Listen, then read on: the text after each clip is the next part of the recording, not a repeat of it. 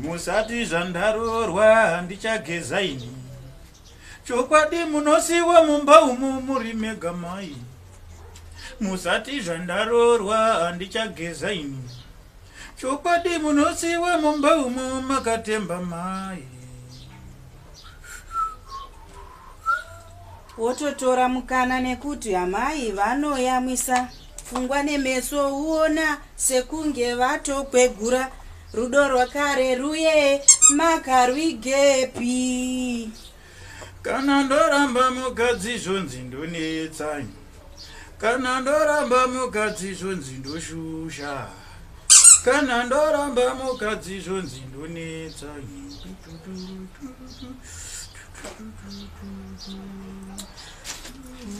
Murume wangu wandibve pano, kana wati ndibve pano wondimedzesa vana wondidzosera paya. Dai hanzvadzi yairorwa ndingadai ndakaroora yangu, kwete kuchiva runako asi kuchiva tsika, kwete zvandakazoroora izvi inhamo chaiyo, kungwarira paduri sehuku kuda mari seurima. Mari yandinoda ini ndeipe babati. So unoti ndakangwarira paduri sehuku inini mari. My dear, ndikutaura nemere.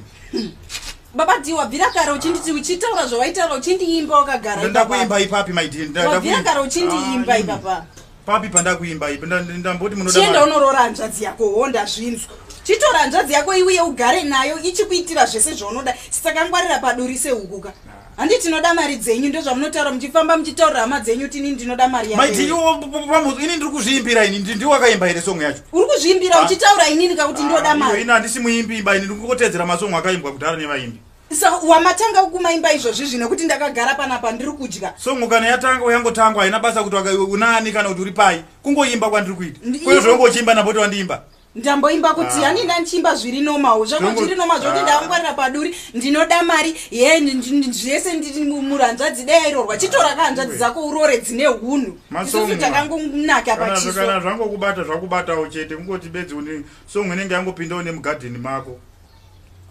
Saka zviri kutokufadza izvozvo. Kukufadza kuti ndakaimba ere song ini maiti. Manje pana handibvi kusvika hanzvadzi yako yauya. Handibvi pano kana zvizvo zvauri kuronga kuti ndichabva pano nekuti ndinoda mari. Mari yako yoda kutoidya kusvika amen. Kana uchingoda unoenda ka. Ndautoidya. Iwe usingadyi idya mari yako. Unofanira kuziva futi kuti iwe handisi ndakakunyenga kai ndakatonyengerwa kai. Makanyengerwa na. Zvenge zviri muurongwa hwangu basi.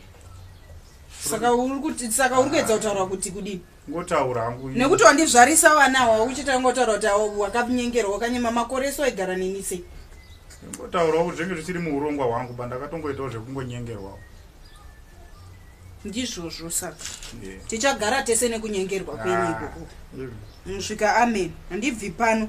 Wakuona kuti ndiri kuchuruka mukaka wakuchitanga kuona kuti hede hanzvadzi yairoreka ndakanyengerwa. Uchagara neni usvika amen. Torai mwana uyu. Bata mwana iwe. Mwana wacho ndewangu ere?